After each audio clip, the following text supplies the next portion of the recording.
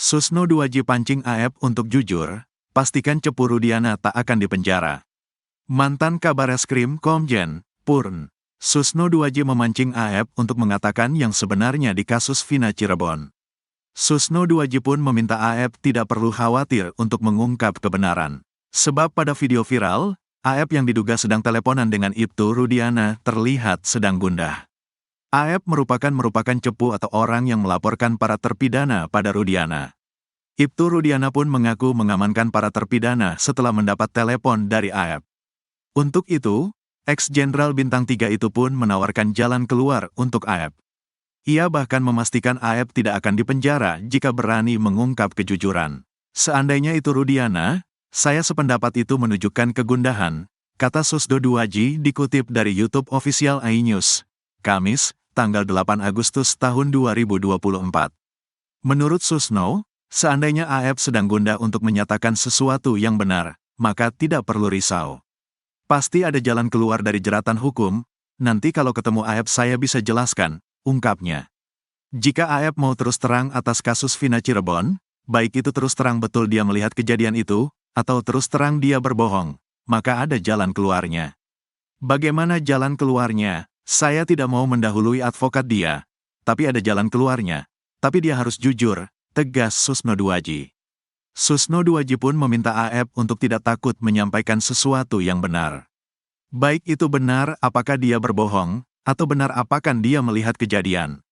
Dirinya bahkan memastikan AF bisa lolos, dan tidak dipenjara asal mau jujur. Kalau dia seandainya, pas saya berbohong tapi saya mau menyatakan benar, tapi saya takut dihukum, ada jalan keluarnya, jelas Susno 2J. Senada dengan Susno 2J, kuasa hukum Saka Tatal, Farhad Abbas juga melihat ada raut kegundangan dalam video yang memperlihatkan AF sedang teleponan. Di situ kelihatan kegundahan, kepanikan AF yang melihat perkembangan saksi-saksi yang mereka arahkan dulu sudah mulai buka suara, kata dia. Jika benar yang ditelepon itu adalah Rudiana, kata Farhad, video itu merupakan bukti yang dibuat AF bahwa dirinya diarahkan oleh Rudiana. Sehingga kalau dia jadi tersangka atas kasus ini, dia atas koordinasi dari Rudiana, kata Farhad. Menanggapi video itu, kuasa hukum Ibtu Rudiana dan AF, Elza Syarif justru mengaku baru melihatnya. Saya juga baru tahu, dan kebetulan suara dari sana tidak terdengar, tidak jelas, saya tidak memberikan tanggapan si AF teleponan dengan siapa saya tidak mengerti, kata Elza Syarif. Namun ia mengatakan bahwa berdasarkan keterangan AF, pada Mei tahun 2024 Dede dan AF sempat di BAP kasus Peggy Setiawan di Polres Karawang. Saat itu Dede masih bercerita sama dengan tahun 2016. Dia berubah baru setelah bertemu Deddy Mulyadi, tandasnya. Ex-Wakapolri bongkar kehebatan Rudiana di kasus Vina Cirebon. Terbongkar kehebatan Ibtu Rudiana dalam kasus pembunuhan Vina Cirebon dan Eki. Ia disebut mampu mengendalikan satu Polres. Adalah ex-Wakapolri Komjen, Purn, Ogroseno yang membocorkan kehebatan Ibtu Rudiana di kasus Vina Cirebon. Diketahui, Vina adalah gadis 16 tahun asal Kampung Samadikun, Kecamatan Kejaksan, Kota Cirebon, Jawa Barat, yang tewas bersama kekasihnya, Eki, di Jalan Raya Talu, Kecamatan Talun, Kabupaten Cirebon, Jawa Barat pada Sabtu tanggal 27 Agustus tahun 2016. Keduanya disebut menjadi korban penganiayaan geng motor. Menurut Ogroseno, Rudiana yang saat itu masih berpangkat Aibtu ternyata bisa mengendalikan satu Polres. Hal itu berdasarkan keyakinan Ogroseno bahwa kasus Vina Cirebon itu merupakan rekayasa. Ogroseno mengatakan, bagaimana mungkin seorang Aibtu bisa melakukan penyidikan tanpa surat perintah. Tanggal 27 Agustus terjadi peristiwa tersebut, tanggal 31 Agustus baru membuat laporan polisi. Ini aturan mana yang dipakai? Saya tidak tahu, kata Ogroseno dikutip dari Nusantara TV, Kamis, tanggal 8 Agustus tahun 2024. Namun rupanya berdasarkan wawancara terbaru Ibtu Rudiana, ia mengaku bahwa yang ia lakukan tahun 2016 itu karena atau berdasarkan persetujuan dari atasannya pada saat itu, yakni Panit Narkoba. Menanggapi hal itu, Ogroseno justru semakin penasaran dengan sosok Ibtu Rudiana. Sebab, seorang Rudiana yang saat itu berpangkat Aibtu ternyata bisa mengendalikan satu Polres. Atasannya harus diperiksa, katakanlah sebagai Kasubnit atau Aibda itu, kan di atasnya ada Panit, Wakasat, Ada Kasat, Wakapolres, Kapolres, jelasnya. Bisa mengendalikan atasannya hingga ke level Kapolres, kata dia, membuktikan bahwa Rudiana saat itu memiliki power yang cukup besar. Itu artinya, saat kejadian tahun 2016 itu, jajaran Polresta Cirebon Kota menyerahkan penyidikan kepada seorang Aibtu. Bisa mengendalikan satu Polres ini kan menurut saya seorang Aibtu yang hebat sekali, kata Ogroseno. Rudiana, menurut dia, memiliki peran yang tidak main-main di Polresta Cirebon Kota. Bagi saya menarik perhatian, peran seorang Aibtu seperti Pak Rudiana di Polres ini menurut saya sangat luar biasa, kata dia. Sebab menurut Ogroseno, setiap peristiwa harus dilaporkan kepada pimpinannya. Jika melibatkan adanya kematian, maka sudah semestinya pimpinan mengambil alih. Jangan diserahkan ke pangkat yang di bawahnya, tegas Ogroseno. Saya tidak tahu kenapa Kasat sersediam. Wakasat sersediam, apakah mereka tidak katakan kumpul semua, tambahnya. Apalagi, kata dia, kasus Vina Cirebon ini juga tidak dilengkapi dengan Scientific Crime Investigation, SCI. Menanggapi hal itu, kuasa hukum Ibtu Rudiana, Elza Syarif tetap berkeyakinan kalau Vina dan Eki tewas karena dibunuh. Ini memang pembunuhan, dilihat dari visum dan foto, kata Elza Syarif. Hal itu dikuatkan dengan kesaksian Suroto yang mengaku membuka helm Eki dan melihat darah bercucuran. Semua hancur dan rahangnya lepas, karena dia sempat dijahit semuanya, kata Elza. Bahkan saat itu Suroto juga mengaku menemukan HP milik Vina di celana jeans yang dikenakan oleh Eki. HP tidak rusak sama sekali dan masih berfungsi, tegasnya. Sosok backingan kuat di belakang Ibtu Rudiana. Di sisi lain, di tengah terpaan isu miring dalam kasus pembunuhan Vina Cirebon dan Eki, Ibtu Rudiana membongkar sosok backingan kuat yang selalu melindunginya. Diketahui, Vina adalah gadis 16 tahun asal kampung Samadikun, Kecamatan Kejaksan, Kota Cirebon, Jawa Barat, yang tewas bersama kekasihnya, Eki, di Jalan Raya Talu, Kecamatan Talun, Kabupaten Cirebon, Jawa Barat pada Sabtu tanggal 27 Agustus tahun 2016. Keduanya disebut menjadi korban penganiayaan geng motor. Ibtu Rudiana sempat disebut-sebut memiliki backingan orang kuat sehingga ia bisa leluasa mengarang cerita di balik kematian Vina Cirebon dan Eki. Ibtu Rudiana, ayah Eki, akhirnya angkat bicara. Dirinya menganggap sosok yang paling kuat dan mendukung dirinya yaitu Allah SWT. Sementara itu, sosok pejabat yang selama ini dicurigai oleh publik tidak pernah ada. Hal ini disampaikan Ibtu Rudiana melalui wawancara pada program acara One on One, Tiffen, Minggu, tanggal 4 Agustus tahun 2024, bermula dari presenter Tisa Noveni bertanya soal kabar simpang siur mengenai sosok kuat di balik keberadaan Ibtu Rudiana yang diduga memberi backingan. Asumsi orang di luar sana menjadi liar karena Bapak menggandeng kuasa hukum yang orang tahu kuasa hukum ternama yang terkenal, ungkap presenter Tiffen, Tisa Noveni, Senin, tanggal 5 Agustus tahun 2024.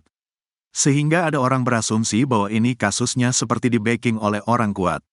Ini benar, Pak, tanya Tisa. Menanggapi hal itu, Ibtu Rudiana menjelaskan bahwa dirinya menganggap sosok yang paling kuat dan mendukung dirinya yaitu Allah SWT.